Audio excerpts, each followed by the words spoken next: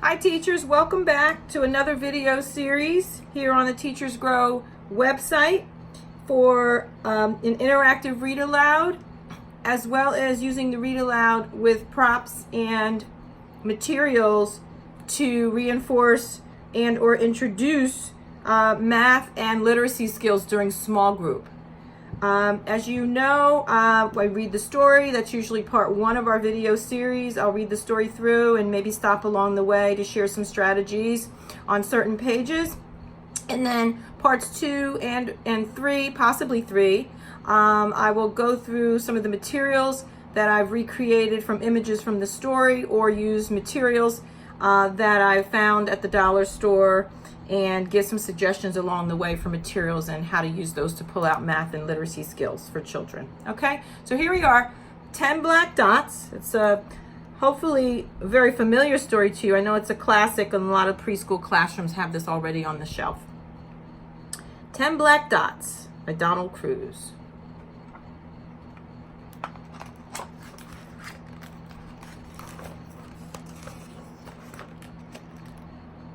What can you do with 10 black dots? One dot can make a sun or moon when the day is done.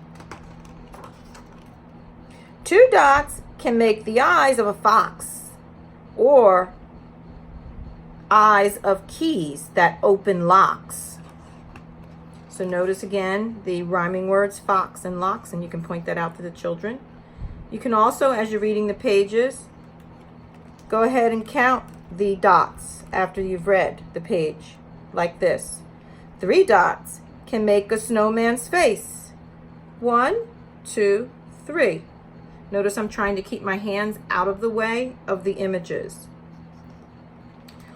Or beads for stringing on a lace. So we have the 2 rhyming words there, face and lace. 4 dots can make seeds from which flowers grow, or knobs on a radio. So you may need to take time to point out for children about knobs, and they're used to turn, the station, or volume. Children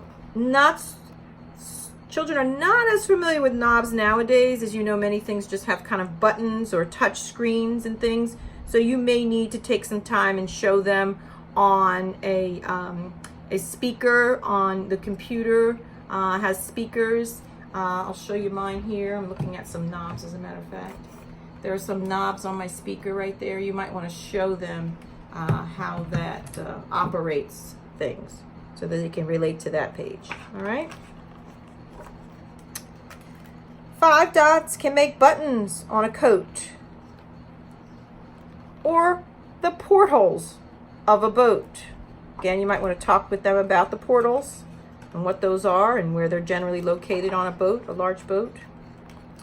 6 dots can make marbles that you hold. Half are new and the rest are old. Might want to talk about half. You know, you can count them. 1, 2, 3, 4, 5, 6, and then you cover up 3 of them, letting them know that 3 is half, and get that concept there with math.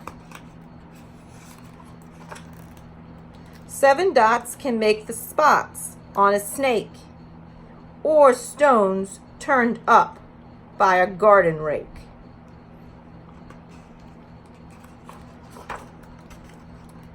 8 dots can make the wheels of a train, carrying freight through sun and rain. Might want to talk about the word freight. 9 dots can make toy soldiers standing in rank. There's another word they might not be familiar with, is rank. You can talk about what that means. And you might want to go ahead and count the soldiers, the dots.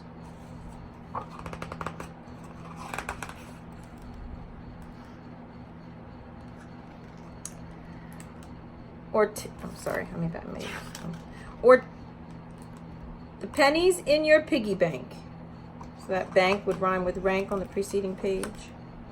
10 dots can make balloons stuck in a tree.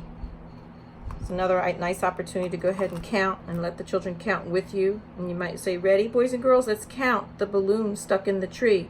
1, 2, 3, 4, 5, 6, 7, 8, 9, 10 balloons. Shake the branch and set them free. Count them.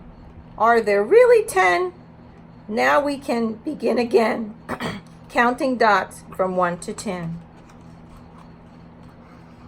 It's a nice page just to let them go ahead and take a look. We have the numeral and then the quantity. And the numeral and then the quantity of dots. So you can kind of briefly go over that. Numeral 3, 1, 2, 3. Boys and girls, if we didn't know what these numbers were, how could we find out? You might want to say to them. Hopefully somebody says we could count the dots. If they don't, you could say, we could count the dots if I didn't know what this number was. All I had to do was count the dots. 1, 2, 3, 4, 5. Oh, that's number 5. Same thing with the higher numbers.